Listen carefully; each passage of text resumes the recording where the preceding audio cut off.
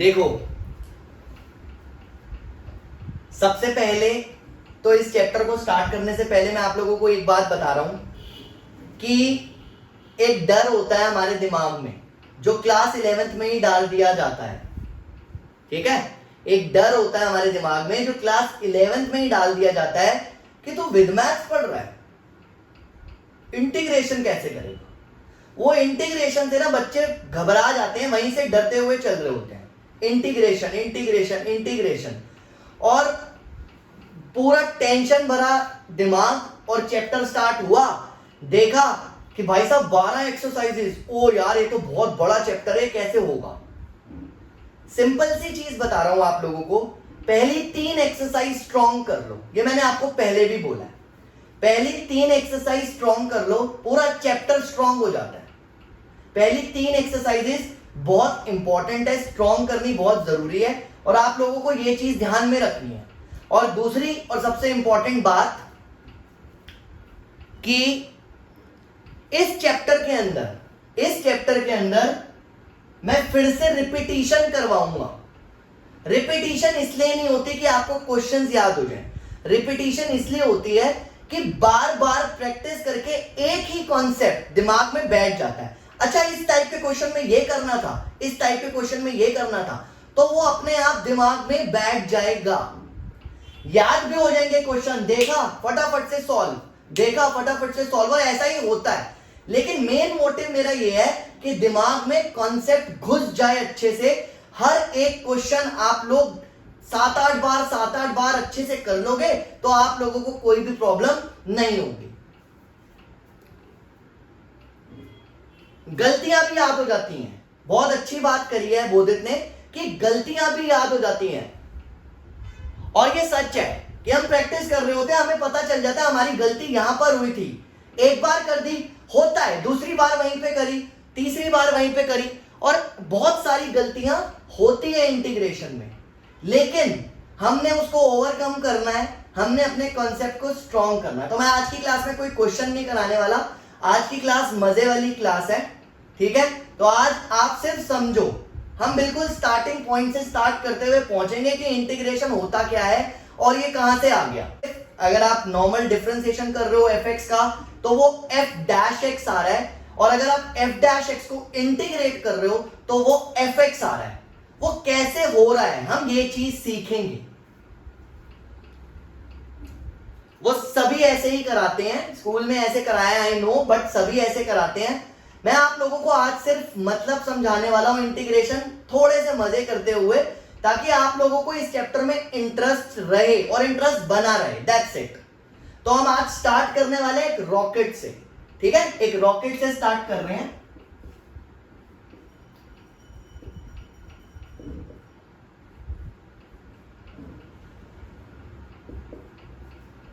अब ये रॉकेट किसने खरीदा होगा? सलमान खान ने। क्यों खरीदा? वो इसलिए खरीदा कि अब वो सड़क पे नहीं चल रहा, उसको डर लग रहा है कि भाई सड़क पे चढ़ूंगा फिर उड़ा दूंगा किसी को। तो उसने सोचा कि अब हम जरा यूनिवर्स के दर्शन करके आते हैं। तो उसने नासा में कॉल किया और एक रॉकेट खरीद लिया। ठीक है, और चल पड़ा, ब्रह्मांड के दर्शन करने के लिए चल पड़ा। अब एक चीज हमारे दिमाग में आनी चाहिए, हमारे दिमाग में आनी चाहिए, एक चीज हमारे दिमाग में आनी चाहिए। क्या? कि जब हम स्पेस में हैं, जब ये सलमान खान स्पेस में होगा तो आसपास तो इसको कुछ दिख नहीं रहा होगा, ऑब्वियसली बात है ना। तो इसको अपनी स्पीड का पता चलेगा, क्योंकि हमें अपनी स्पीड का तब पता चलता है जब हमारे सामने कोई रेफरेंस पॉइंट हो। हम किसी गाड़ी में बैठे हैं, फॉर एग्जांपल हम गाड़ी में बैठे हैं, हमें पता चल जाता है कितनी तेज चल रही है गाड़ी। सिंपल सी चीज है, हमें पता चल जाता है कितनी तेज चल रही है। हम अंदाजा लगा सकते हैं कैसे? बाहर की चीजों को देखते हुए, बड़ी तेजी से भाग रही होती है बाहर की चीजें, ऐसा दिखता है हमें। हम एक पॉइंट देते हैं, रेफरेंस पॉइंट। पेड़ आया शू, दूसरा पेड़ आया शू, तीसरा आया शू। तो एक रेफरेंस पॉइंट की वजह से हम एक गाड़ी में अगर चल रहे हो तो हमें पता चल जाता है कि हम कितनी तेजी से जा रहे हैं। लेकिन जब हम स्पेस में होंगे, पूरा अंधेरा, उसी का फायदा उठा के सलमान खान ने रॉकेट खरीदा और चल पड़ा। देखा जाएगा कोई एलियन मेलियन आएगा तो कोई बात नहीं, लेकिन अभी तो चलते हैं। ठीक है, अब इस सलमान खान ने चलना स्टार्ट किया तो हमारे सामने एक प्रॉब्लम आ गई, क्या कि हमें वेलोसिटी यहां पर पता होनी चाहिए। हम यही मान के चल रहे हैं वेलोसिटी पता होनी चाहिए। हमें यहाँ पे वेलोसिटी गिवन होगी, हमें यहाँ पे वेलोसिटी नोन होगी। ऑब्वियसली बात है, क्योंकि स्पेस में जाते वक्त इस रॉकेट को अपनी स्पीड का पता नहीं चलेगा, तो हम ये लेके चल रहे हैं कि वेलोसिटी नोन है। लेकिन जो डिस्प्लेसमेंट है, डिस्प्लेसमेंट, अब ये मत बोलना कि डिस्प्लेसमेंट नहीं पता वेलोसिटी नहीं पता, तो स्पीड डिस्टेंस समझ लेना। ठीक है, तो टेंशन मत लेना, स्पीड और डिस्टेंस लेके चल लेना। तो कई बच्चे ऐसे बोले कि यार सर वेलोसिटी तो 9th में पढ़ा था, हम तो कॉमर्स वाले हैं, हमें कैसे पता होगा। तो ये चीजें ना अब इसमें टाइम ना वेस्ट हो। दूसरी चीज डिस्प्लेसमेंट हम यहां पे लेके चलते हैं अननोन, कि हमें पता नहीं है। ठीक है, तो वेलोसिटी इज नोन और डिस्प्लेसमेंट जो है अननोन है। अब सलमान खान ने रॉकेट स्टार्ट किया और 60 किलोमीटर पर आवर की स्पीड पे चलना स्टार्ट कर दिया। अभी डर है बेचारे के मन में, ऑब्वियसली बात है, कोई उड़ ना जाए, कोई एलियन सामने ना आ जाए, तो इसने स्पीड को अपना कम रखा। 60 किलोमीटर पर आवर की स्पीड से ही चल रहा है, धीरे धीरे लेके जाऊंगा। और पहले 2 घंटे तक वो 60 की स्पीड पर ही चलता गया। ठीक है, पहले 2 घंटे तक वो 60 की स्पीड पे ही चलता गया, और जैसे ही तीसरा घंटा स्टार्ट हुआ उसने अपनी स्पीड कर ली 100, और अगले 1 घंटे तक वो 100 की स्पीड पे चलता गया। अगले 1 घंटे तक वो 100 की, या अगला 1 घंटे नहीं, उसके बाद उसने 100 की स्पीड ही पकड़ ली और 100 की स्पीड पे ही चलता जा रहा है। ठीक है, दोबारा से क्वेश्चन बता रहा हूं क्या है। सलमान खान रॉकेट ले लिया, क्यों लिया वो बता चुका हूं, उड़ गया, 60 किलोमीटर पर आवर की स्पीड पे चल रहा है, और 2 घंटे तक वो 60 की स्पीड पे ही कॉन्स्टेंटली चलता गया। उसके बाद उसने अपनी स्पीड को 100 किलोमीटर पर आवर कर लिया, देखा जाएगा जो होगा। ठीक है, अब अगर मैं इसका एक ग्राफ बनाऊं, तो एक काम करते हैं, ऊपर नीचे ग्राफ बना लेंगे। इसके लिए मैं एक ग्राफ बना रहा हूं, यहां पे ध्यान से समझना, ध्यान से, बहुत आराम से, कोई जल्दबाजी नहीं है, क्योंकि मैंने सिर्फ आज इंट्रोडक्शन देना है, तो बिल्कुल आराम से, चाहे जितनी देर की भी क्लास हो, 1 घंटे से कम भी होगी कोई बात नहीं, लेकिन हम सिर्फ इंट्रो पढ़ेंगे। ठीक है, तो ध्यान से समझना, ये जो मैं ग्राफ बना रहा हूं, this is X and this is Y, जिसको मैं एफ एक्स बोल रहा हूं। सबको पता है कि एफ एक्स और वाई एक ही बात होती है। तो मैंने एक्स एक्सिस और वाई एक्सिस यहां पे प्लॉट कर लिया, एक्स और वाई, और ये जो ग्राफ है ये डिस्टेंस टाइम ग्राफ है, टाइम एंड डिस्प्लेसमेंट। ये टाइम और डिस्प्लेसमेंट ग्राफ है। घबराओ मत, साइंस नहीं पढ़ा रहा, आपको आराम से समझ आ जाएगा। नॉर्मल ग्राफ प्लॉट करना सीख रहे हैं और कुछ नहीं। ठीक है, उसने 0 टाइम 0 डिस्टेंस से शुरू किया, और पहले 2 घंटे तक अगर वो 60 किलोमीटर की स्पीड पे चल रहा है तो वो कुछ इस तरह से चल रहा होगा। ऑब्वियसली बात है, कांस्टेंट, ये कांस्टेंट, यहां तक किसी को कोई प्रॉब्लम? वो कांस्टेंटली चल रहा है, मतलब ऐसे ले लेते हैं, this is 1 hour and this is 2 hour. क्या यहां पर कुछ स्लोप सा बना? डिफरेंशिएशन मैंने बहुत अच्छे से बताया है। क्या यहां पर कुछ स्लोप सा बना? हाँ, बन रहा है, सबको दिखाई दे रहा है कि वो एक हॉरिजॉन्टल पाथ के हिसाब से अगर उसको देखा जाए तो एक एंगल सा क्रिएट हो रहा है, यानी कि एक स्लोप, यानी कि ग्रेडियंट यहां पर फॉर्म हो रहा है। तो इसके बाद क्या हुआ? 2 घंटे के बाद क्या हुआ? उसने अपनी स्पीड कर ली कितनी? 100 किलोमीटर पर आवर। तो यहां से स्लोप बढ़ेगा या कम होगा? जल्दी से आंसर करना, स्लोप बढ़ेगा या कम होगा? बढ़ेगा, ऑब्वियसली। तो ये एंगल जो है कुछ ऐसा सा हो जाएगा, हाँ या ना? ये एंगल कुछ इस तरीके से हो जाएगा, अगर आप लोगों को क्लियर हो, इस तरीके से। ऑब्वियसली बात है। तो मेरा क्वेश्चन यहां पर क्या अराइज हुआ? मेरा क्वेश्चन यहां पर यह अराइज हुआ कि अगर मैं आप लोगों से पूछूं कि 1 से 3 घंटे के बीच में कितना डिस्प्लेसमेंट हुआ। 1 से 3 घंटे के बीच में उसने एक्चुअली में कितना डिस्टेंस ट्रेवल किया, कितना डिस्प्लेसमेंट था, वो मुझे आपने बताना है 1 से 3 घंटे के बीच में। तो मेरा क्वेश्चन क्या राइज हुआ, फ्रॉम 1 to 3 डिस्प्लेसमेंट। अब ये चीज अगर मैं किसी 6-7 के बच्चे को भी दूं ना, तो वो भी आइडिया लगा के बता सकता है। अगर ये चीज मैं किसी 6, 7, 8 के बच्चे को भी दूं ना, तो वो आइडिया लगा के बता सकता है। अब समझना इस बात को ध्यान से, ये हमारा यहां पर 120 किलोमीटर होगा, 120 किलोमीटर, हाँ या ना, जल्दी से बताओ। ये हमारा जो होगा 120 किलोमीटर होगा। वैसे मैं बता दूंगा अगर बाई चांस नहीं भी पता चल रहा होगा, ये 120 किलोमीटर होगा, क्योंकि वो 60 किलोमीटर पर आवर की स्पीड से चल रहा है। इसका मतलब पहले घंटे में उसने 60 किलोमीटर का डिस्टेंस ट्रेवल किया। देखो 60 किलोमीटर पहले घंटे में, और दूसरे घंटे में वो 120 किलोमीटर पे पहुंच गया, और उसके बाद उसने अपनी स्पीड 100 किलोमीटर पर आवर की कर दी। और मैंने आप लोगों से पूछा कि बताओ पहले से तीसरे घंटे के बीच में उसने कितना डिस्टेंस ट्रेवल किया होगा। यानी कि मुझे बताना है कि ये जो हमारे पास fx है, fx ये कहां पर पहुंचा होगा, ये पॉइंट मुझे बताना है क्या होगा। 220। बहुत सारे बच्चों का आंसर आया, वेरी गुड, क्योंकि मैंने उनको मोटिवेट कर दिया था कि अगर मैं 6, 7, 8 के बच्चों से पूछूंगा तो वो भी बता देंगे। तो मोटिवेशन में उन्होंने आंसर करा। देखो सिंपल सी चीज समझने की कोशिश करना। उन्होंने सोचा कि हम तो 12th में हैं, अगर 6, 7, 8 का बता सकता तो हम भी बता सकते हैं। ठीक है, तो अब जरा ध्यान से समझना। पहले घंटे में उसने 60 किलोमीटर डिस्टेंस ट्रेवल किया होगा, 60 किलोमीटर, ध्यान से देखना, 60 किलोमीटर।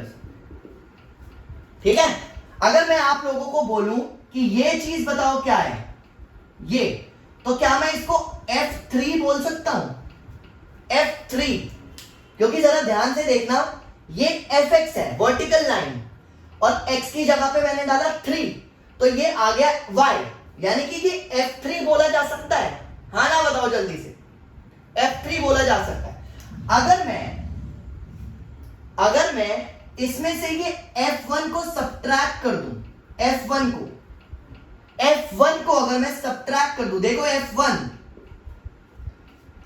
ध्यान से देखना, अगर मैं F3 में से F1 को सब्ट्रैक्ट कर दूं तो मेरे पास डिस्प्लेसमेंट आ जाएगी, यहां से लेके यहां तक, ये डिस्प्लेसमेंट आ जाएगी। हाँ या ना, डिस्प्लेसमेंट आएगी या नहीं आएगी? सबने आंसर करा 220, वो तो बेसिक सी चीज थी, मैं यहीं पे लिख रहा हूं, दिस इज 220। खुद देखो यहां पर F3 minus F1, 220 minus F1, पहले किलोमीटर में कितना डिस्टेंस ट्रेवल किया था, 60, यानी कि कितने किलोमीटर की डिस्प्लेसमेंट आ गई, 160 किलोमीटर। तो ये तो बेसिक सी चीज थी सर, बहुत आसान सा था। ये तो टाइम डिस्टेंस स्पीड हम 9 से पढ़ते हुए आ रहे हैं, आपने ग्राफिकली समझाया, ये तो हमें सबको पता था, इसमें तो कुछ था ही नहीं। क्लियर? आगे देखते हैं। अब हम इसके साथ में एक और ग्राफ बनाते हैं। अगेन मैंने इसको x लिया टाइम, और मैंने इसको लिया f डैश x। कोई मुझे बता सकता है f डैश x क्या होता है? कोई मुझे बता सकता है f डैश x क्या होता है? कोई फालतू का आंसर मत देखना सर, डिफरेंशिएशन। कोई फालतू का आंसर मत देना sir, differentiation. f dash x slope, very good, कह सकते हैं।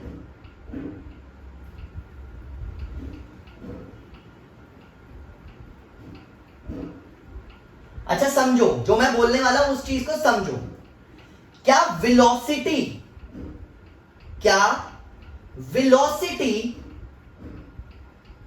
को मैं f डैश x बोल सकता हूं?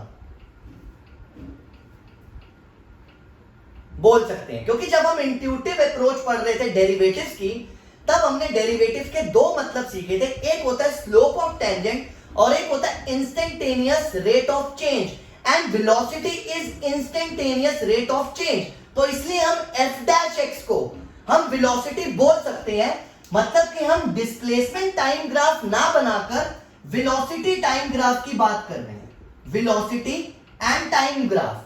तो पहले आर में 60 किलोमीटर पर आर की स्पीड चल रही है, वेलोसिटी कितनी थी 60 किलोमीटर पर आर। दूसरे आर तक 60 किलोमीटर पर आर चलती रही, और मैं यहां पर एक हॉलो सर्कल बना देता हूं, क्योंकि दूसरे घंटे पर ही एकदम से स्पीड बढ़कर 100 पर चली गई, और वो ऊपर चली गई 100 किलोमीटर पर आर पर, ये 100 किलोमीटर पर आर हो गई, और यहां से फॉरएवर आगे की तरफ, क्योंकि आगे का नहीं पता, वो 100 की स्पीड पे ही चलता गया। हाँ, velocity is changing, it is an instantaneous change. तो अगर अब मैं यहां पर बोलूं कि बेटा पहले से तीसरे घंटे के बीच में क्या डिस्प्लेसमेंट हुई,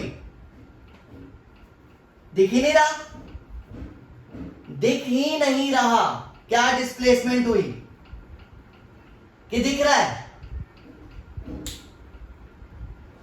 देखो ध्यान से समझना, निकालते हैं उसको, कैसे निकाल रहे हैं ध्यान से समझना। ये 0 से 1 hour, 1 hour, and this is 60 kilometre per hour, 60 kilometre per hour, this is 1 hour and this is 60 kilometre per are.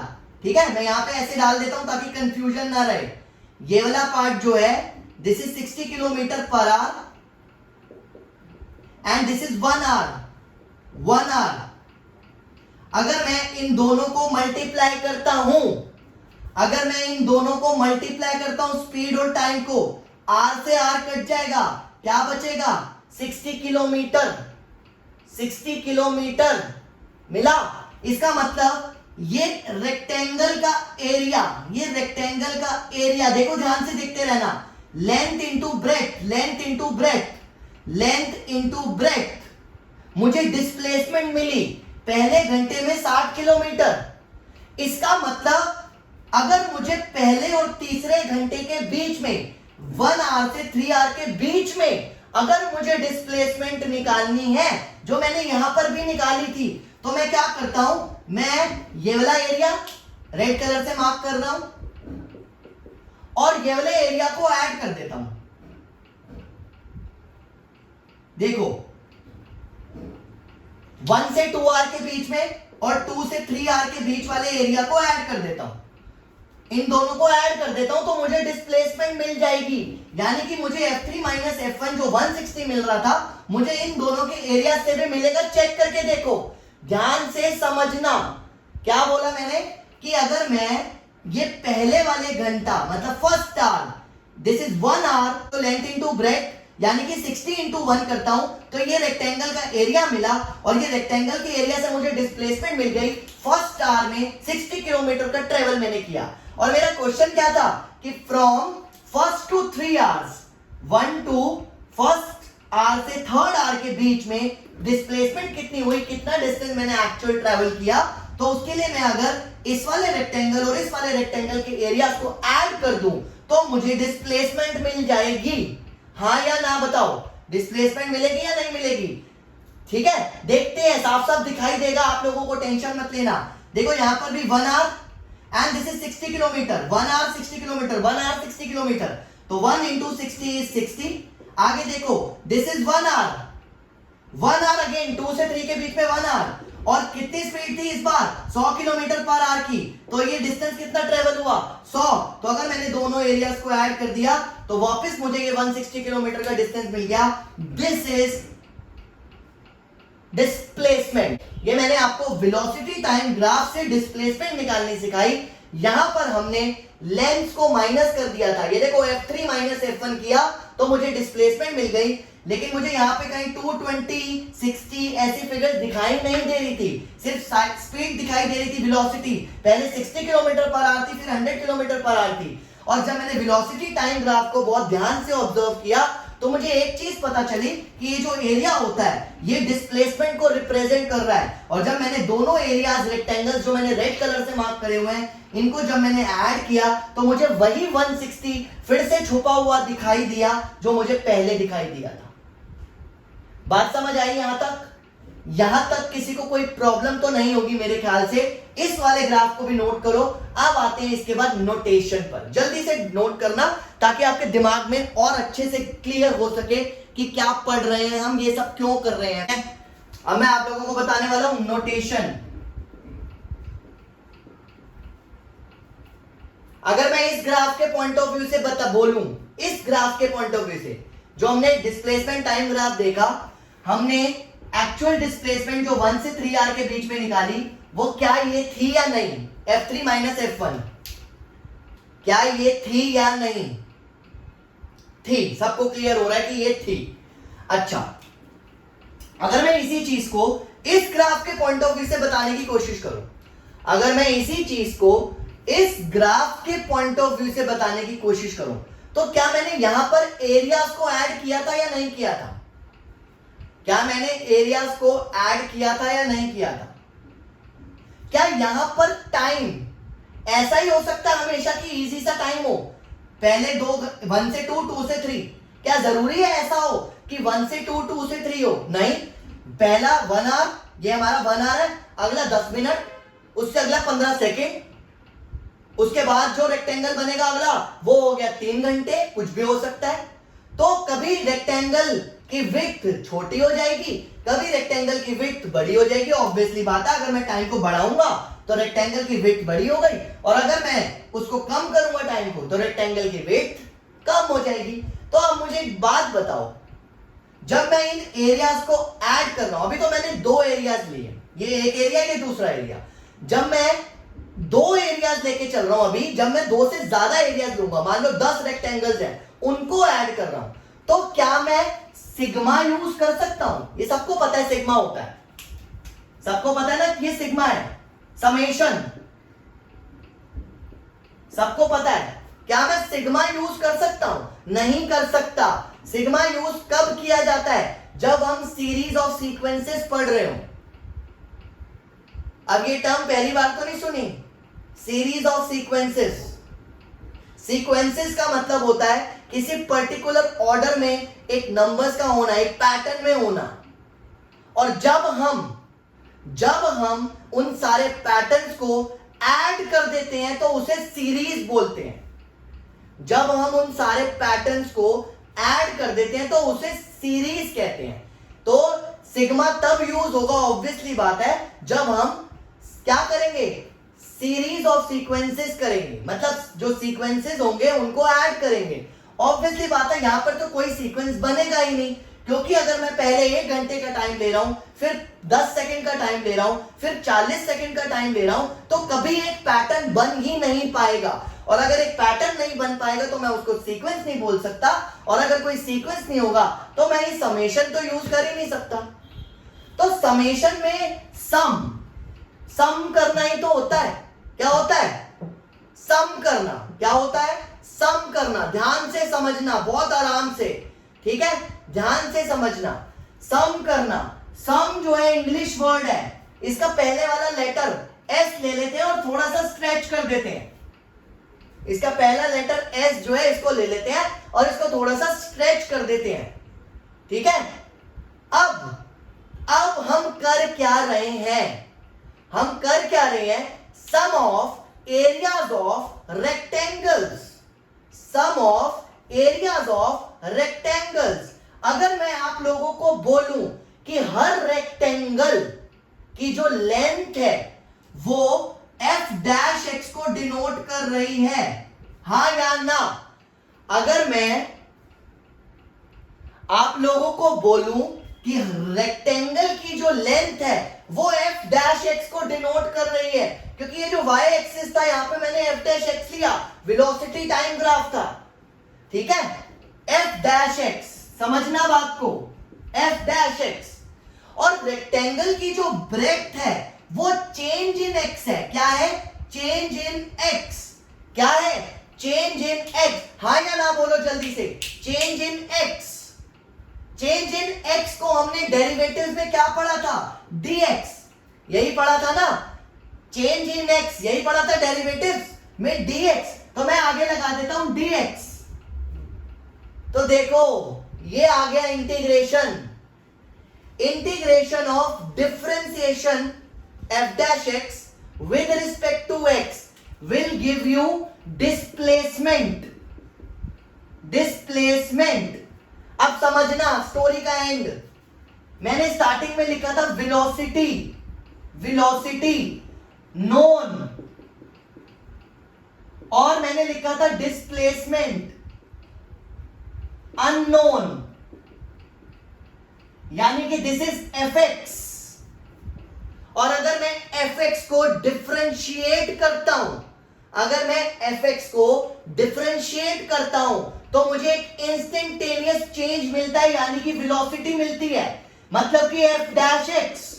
और अगर मैं f डैश x से, जो मुझे नोन है, इस बार डिस्प्लेसमेंट में जाना चाह रहा हूं, तो मुझे डिस्प्लेसमेंट निकालने के लिए रेक्टेंगल के एरियाज को ऐड करना पड़ेगा। और अगर मुझे इनके एरियाज को ऐड करना पड़ेगा, इसका मतलब मुझे f डैश x से जब वापस fx पे जाना है तो मुझे इंटीग्रेशन करना पड़ेगा, यानी कि रिवर्स प्रोसेस ऑफ डिफरेंशिएशन। तो हम डायरेक्टली रट कर कि बेटा fx से f डैश x पे पहुंचते हैं, ये तो सबको पता है। और अगर आपको f डैश x से fx पर पहुंचना है, यानी कि डिस्प्लेसमेंट में पहुंचना है, जिसकी मैंने पूरी स्टोरी बताई आप लोगों को, तो हम क्या करते हैं, और आप लोगों को दिख रहा है एक्चुअली में इंटीग्रेशन है क्या? सम। देखो मैंने ये s को स्ट्रेच किया था, this is sum of all the rectangles in a velocity time graph. किस लिए? डिस्प्लेसमेंट को निकालने के लिए। जिस रॉकेट में सलमान खान बैठकर गया था, उसको स्पीड का अंदाजा था, उसको स्पीड पता थी कि तूने इतनी स्पीड पे चलना है, तभी तू किसी एलियन को कुचलेगा नहीं। सिंपल सी बात है। तो वेलोसिटी उस टाइम पे हम लोगों को पता थी। हमें देखना है कि इतने टाइम में वो सलमान खान कितने डिस्टेंस को ट्रेवल करता है बिना किसी को परेशान करे, बिना किसी को ठोके। तो वो हमें क्या मिल गया? उस प्रोसेस का नाम हमें मिल गया इंटीग्रेशन। हमने जो भी आज की क्लास में किया वो हमने इंटीग्रेशन किया, and integration is basically sum of all the areas of the rectangle, क्योंकि हर रेक्टेंगल मुझे एक डिस्प्लेसमेंट देता है, और जितनी भी डिस्प्लेसमेंट्स होंगी एक पर्टिकुलर इंटरवल के बीच में। देख लो यहां पर ये 1 से 3 के बीच में है, और ये 1 और 3 इतने आसान नहीं हो सकते।